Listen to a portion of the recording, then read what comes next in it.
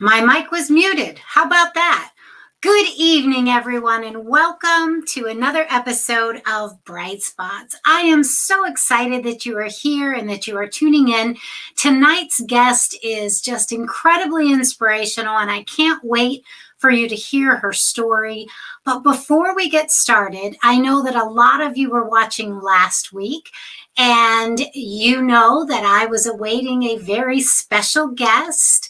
So I want to share with you that our newest addition to the Labishak-Underwood family is Beverly Donna Rose. And she was born just before 11 o'clock Wednesday night. And she weighed in at 8 pounds, 13 ounces, and she was 20 inches long.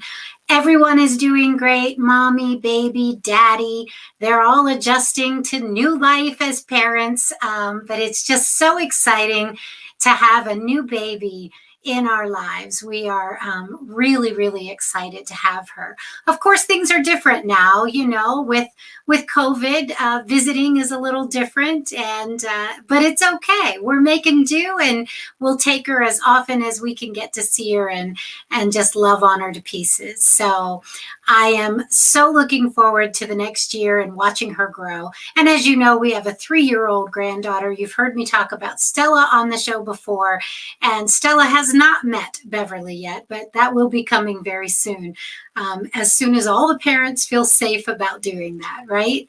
So it is a cold day in Ohio. What's it like where you are?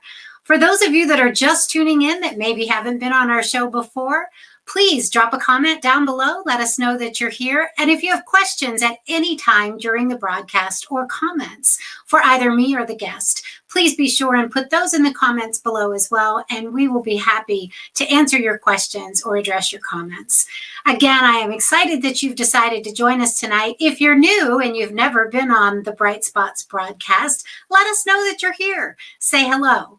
We would love to know where you're tuning in from and what brought you here tonight. So before we get too far into this, let me introduce our guest so that you all can hear all about our guest. So our guest this evening is Lois Wagner. Our speaker tonight will give insights on her brave formula on how to eradicate gender-based and sexual-based violence. She will also move you from victim through survivor to thriver and beyond after facing a life or business challenge or adversity. She's based in Johannesburg, South Africa, so it's in the wee early morning right now that she is joining us. She will be sharing events and lessons from her own story, moving her through fear into forgiveness and to freedom. Lois Wagner is an accomplished speaker, storyteller, mentor, inspirer, facilitator, and empowering coach through her program using the acronym SMILE. Lower your guard and open your heart to change as we welcome Lois to share her smile with us as she takes you on a journey of healing. Ladies and gentlemen, please give a warm Bright Spots welcome to Lois Wagner. Hi, Lois. Hi. Oh, excuse me. Hi. 2:00 in the morning. My throat doesn't want to work so well. Well, that's okay. We sure appreciate you joining us, and you look fabulous for being 2:00 in the morning. My goodness. So did you sleep during the day to prepare for tonight? It's the lighting that makes me look okay. It's the lighting. And congratulations on that beautiful little baby girl. Well, thank you so much, Lois. It really is the joy of our lives is to see new life happening, right? That is fantastic. Yes. So, Lois, give our audience, I know that I read a short bio about you, but tell our audience a little bit about you. Did you grow up in Johannesburg, South Africa? Where has your life taken you? And how did you get where you are today? Well, I have had a long and very interesting and very adventurous life. So yes, I was born in Johannesburg, South Africa, started my life in the corporate world. I did fairly well, or very well in the corporate world. I then moved down to Cape Town, the most beautiful city in the world.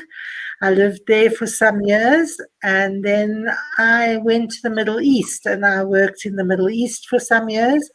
And then, unfortunately, because of my age, I was forced into retirement, and I had to come back to South Africa. In the Middle East, they don't like people over 60. So I unfortunately had to leave. They wouldn't renew my work visa. And so here I am back in South Africa. So basically, my whole career has been in the corporate world. I started off in marketing. I then moved into human resources and organizational development. And then I started my own training company, and I started coaching. And it was all basically business related and corporate related. And then at age 64, when I returned to South Africa, I decided to follow my passion and to do what I should have been doing, and that is to go into transformational coaching and speaking as opposed to corporate. I still do corporate, but my focus really is on transformation, helping people overcome their adversities and their challenges. Well, that's fabulous. And folks, if you're interested in learning more about Lois, we don't want you to go there now, but Lois does have a website, and it is walkingwithoutskin.com. So you can visit that site after our broadcast and learn more about Lois. We're going to put that at the bottom of the screen so that you can have that top of mind for when we're done today. So, Lois, would you like to start with your smile, which is absolutely beautiful, but would you like to start with the acronym SMILE? Okay, well, I had to position myself when I came back to South Africa, and I thought, what is my point of difference? And people say, despite all my adversities and challenges in life, I always smile. So I thought, well, let's work with smile. So the S is for storytelling and speaking. So I do public talking. I've got keynote talks that I give. And also, I'm a storyteller and an author. I've just published my book. It's called Walking Without Skin. And you may well ask, what does walking without skin mean? What is it all about? But if I can just share my screen, I just want to quickly show you. Oh, there, you've got the book up. Well done. So I won't do that. So yes, so that's my book, Walking Without Skin. So the name Walking Without Skin, I'd love to know what any viewers think of that name, what it says to them. We can come back to that later on and see if anyone makes any comments. So that's the S. The M is for mentoring. So I mentor people after years of experience and having been in almost every industry in some capacity or other, either as an employee or as an employer or as a consultant. I've spent a lot of time in almost every industry. I've worked in coal mines, in hospitals, you name it, I think I've been there. So I've got a lot of experience, a lot of wisdom, and so I mentor. The I is inspiring. I think my story inspires people to move on with their lives. The L is learning facilitation. I've spent years as a trainer and I run masterminds and various other learning platforms. And then finally, the E is empowering coaching. I'm a certified conversational intelligence coach. So come smile with me. I love it. And I love your smile. It's absolutely beautiful. So, talking about, as I shared with you off screen, most of the viewers who are watching know how Bright Spots got started, and it started out of COVID. And COVID has made all of us kind of pivot what we were traditionally doing in person. How have you pivoted your programs to virtual now that the world has changed? And do you think it has changed the way you do business forever? Oh yes, definitely. As a speaker, you're normally up on stage talking, and now I'm sitting here. I am in the lounge, so it's very, very different. It doesn't make that much difference with the coaching because the coaching really is, especially one-on-one coaching.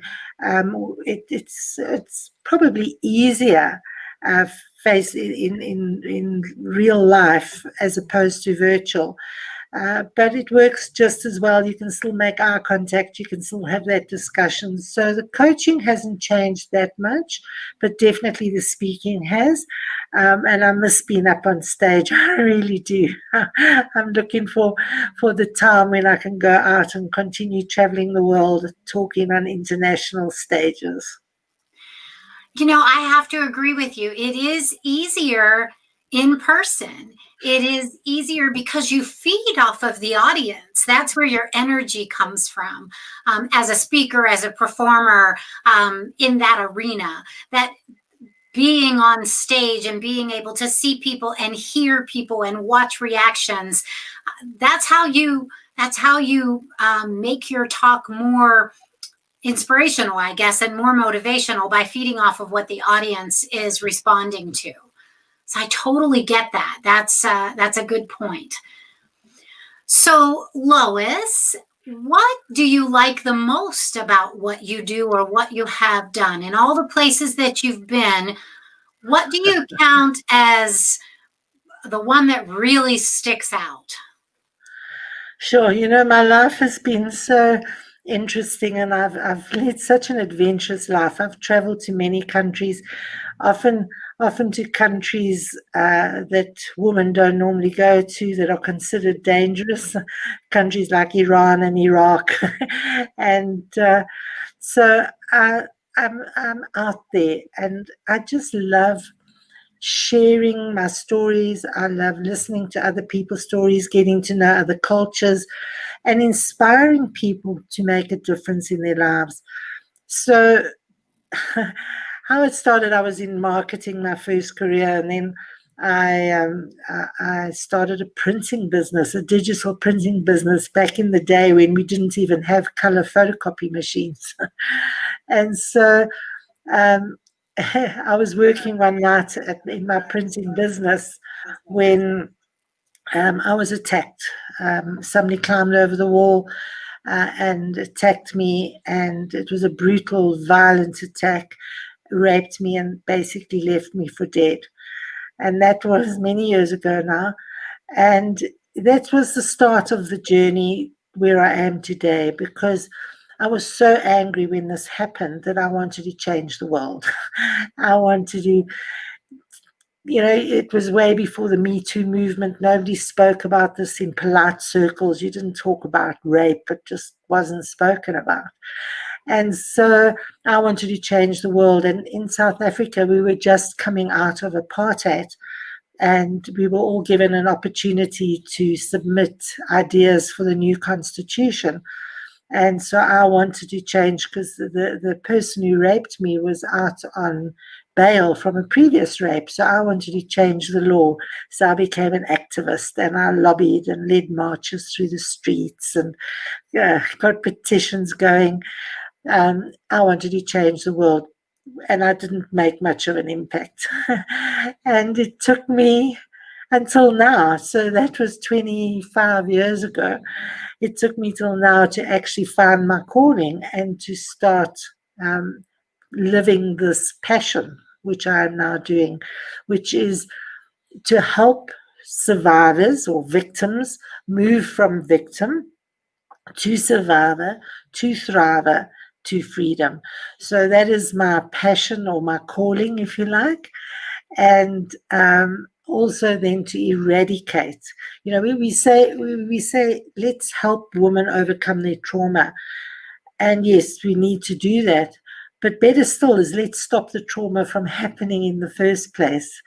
And so I'm now working towards fighting toxic masculinity and eradicating sexual violence.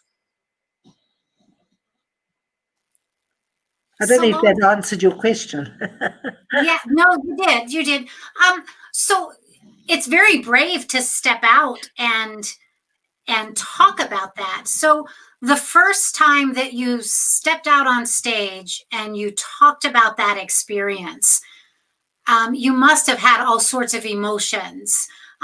Do you feel like, what did you do to prepare yourself to be ready to share that story? Or do you feel you were prepared to share that story? I was just so angry. I was just so, these things don't happen to us. It was just wrong.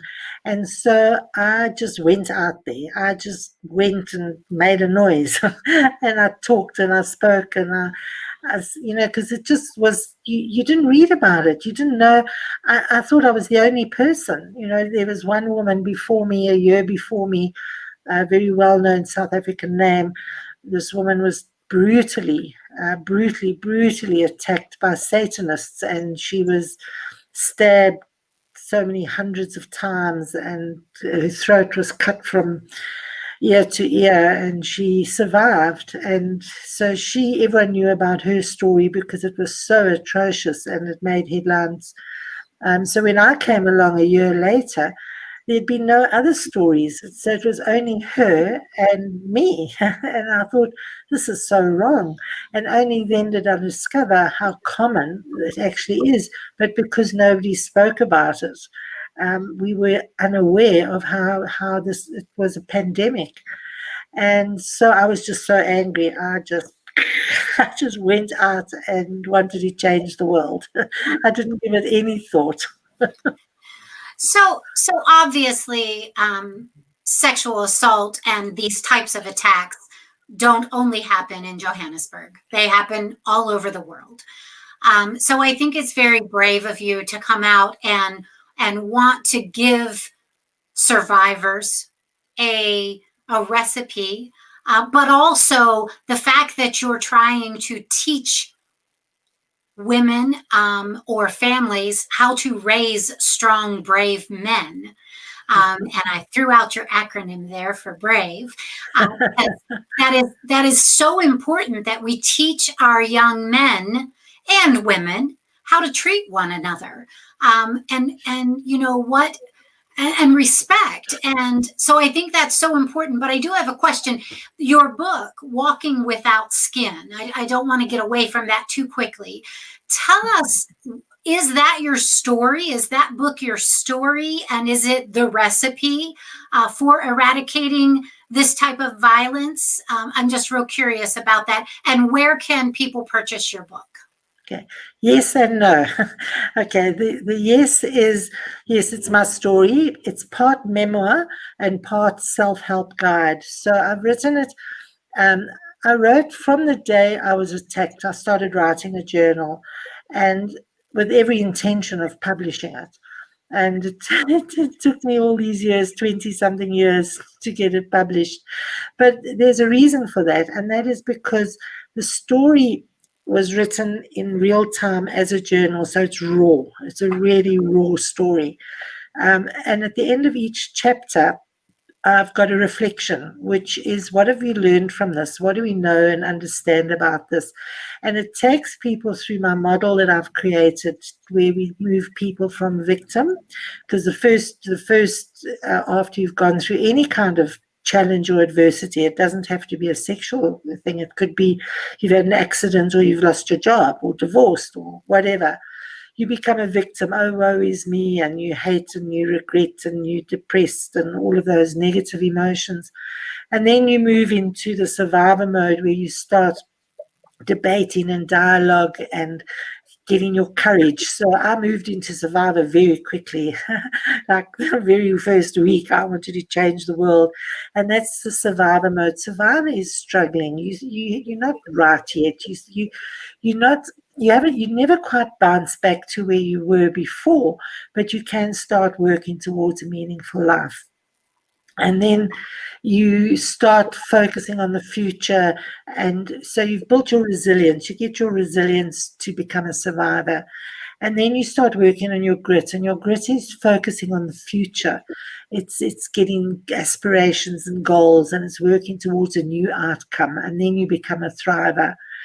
And you develop a growth mindset. What have you learned from this? And then finally, the for me, the greatest step is forgiveness, self-forgiveness, forgiving yourself for being in that situation, for having the negative thoughts that you had, and then forgiving the situation or the perpetrator or the person, whatever it is, to actually forgive them.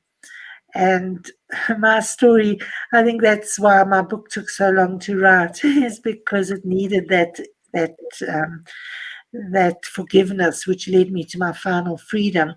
So what happened is I was living in the Middle East. I'd been away for a year, and I was coming home from my first holiday.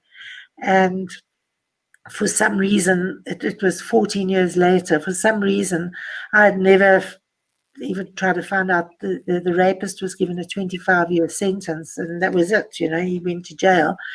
And I decided to find out if he was still in jail. And so I contacted the authorities, and they told me that he was due for parole the day after I arrived in the country. And that was just too much of a coincidence that, why would it be the day after? And the law had just changed in South Africa, allowing victims, as they call them, of crime to attend a parole hearing. So I was the first person in South Africa to attend a parole hearing. And I went to the prison and I forgave the rapist. And the beauty of that whole experience, as I was leaving, they said to me they would let me know within 7 days if he was given parole or not. And I said, no, I don't want to know. And that is what forgiveness is. People don't understand forgiveness. I was bonded to that guy. He was part of me. And when I forgave him, I literally broke that bond, and I broke free of him, and I broke free of all the negative associations that I had of him. And so forgiveness, it's so powerful. I did not walk out of that prison. I flew out of that prison. And so I actually call myself Lois, your friend for forgiveness. Wow. So how did you learn so much about forgiveness? Like what got you to that point where you realized that you needed forgiveness, or you needed to forgive him and to forgive yourself for holding on to it for so long? I didn't even think about it. And when I was coming home for that trip, I was just telling some friends back in the Middle East that I was going to this parole hearing, and everyone was saying, "Why? What are you going to do?" And I was saying, "I don't know. I'm allowed to go, so I'm going." And one friend turned to me and he said, "You've got to forgive." And I said, "What? I'm not going to forgive." It was just such a foreign concept. And so I Googled, Mr. Google's very, very helpful. And I Googled and researched, and I thought, well, everyone seems to think it's a good idea. So I prepared this whole forgiveness script that I took with me to the prison, and which I had no intention of actually doing anything with it, but I took it because I'd done the work. And when the authorities in the hearing, the authorities said, "Have you got anything to say?" And I said, "Yes." And I pulled out my script and I started reading it. And and as I was reading it, I realized it was wrong. The whole what I'd written was wrong, and it was too high for he was a grade 6 educated, second language English, so he didn't understand half of what I said. But I'd written it, so I read it, and it was the most amazing thing, because at the end I did this sort of, I release you to your higher good, and I give you back your responsibility. And as I said that, I still haven't been able to put into words what I felt. It was amazing just to let that go, just to be free, Yeah. just to be free. And so, yeah, so since then, I've refined the work considerably, trial and error. Um, but it was a good learning experience. And I don't want people to wait 14 years to forgive. It's a long time, but you can't force people to forgive. When you go through that cycle that I was talking about, victim, survivor, thriver, when you're in victim mode, you can't even think about forgiving because you're so full of negative thoughts and feelings and emotions. So you can't forgive when you're in victim mode. When you're in survivor mode, you're so busy struggling to survive that you can't forgive either. So you can only start forgiving when you reach that thriver section. And that's when you can start working on forgiveness. So I just want people not to wait 14 years. But everybody's journey is unique. Nobody has the same journey. You can't force it. You go up and down. It's not a linear journey. You go up and down, and you trigger it and you fall back again. And everybody's journey is different. So you've just got to go with it. But don't wait 14 years. Absolutely. So, folks, if you're just tuning in, this is Bright Spots, and our guest this evening is Lois Wagner, all the way from Johannesburg, South Africa, and she is sharing with us some incredibly inspirational information about journeying from victim to thriver. And now we're going to talk a little bit about your second acronym, BRAVE. And so one of the things that we talked about a little bit earlier and that you have shared is that you want to help teach men, young men and women, how to be brave, how to be respectful. So tell us about this acronym and how did you come up with this? I don't know how I came up with it, but it just makes so much sense, because if everybody follows this brave formula, if everybody follows it, we can eradicate gender and sexual-based violence. And so B's boundaries, if we can understand, first of all, our own boundaries. Often we don't know what our boundaries are until we find ourselves in a situation. So it's about discovering your boundaries, and then more importantly, discovering the boundaries of your partner and other people in your circle, in your community. Understand what those boundaries are, and then obviously respect them. The R is respect. So it's respecting not only the boundaries, but it's respecting the values, it's the basic concept of respect. It's treating people as you would like to be treated. And so we need to teach that because a lot of people don't understand it. And what's so interesting about respect, it's difficult for men today to understand women because you get the extremes where a man opens a door for a woman and she turns around and says, I can open my own door. And then the next time he doesn't open the door, the woman says, why didn't you open my door? So it's so important that we get to understand what other people's what their definition of respect is.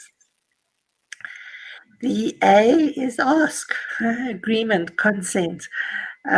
We all know that it's especially when it comes to things like date rape and domestic violence. It's about asking, and it's not only just the physical asking. It's the non-physical when somebody is resisting or pulling back or cringing or whatever the emotion is. So you've got to learn to read the body language as well. And it's about the enthusiastic yes. It's not a no, it's an enthusiastic yes. And that's what we've got to work towards. Yeah, it can be pretty, in a romantic situation, can be pretty sad when you sort of, are you sure you want to do this? But yes, we've got to get that enthusiastic yes. And then the V is values. We've got the indoctrinated values that we learn through our schools and institutions and religious institutions and families, the basic values that everybody believes in, don't harm other people. And then add your own values to that because we all have our own values. So it's understanding your own values. A lot of people do not understand those.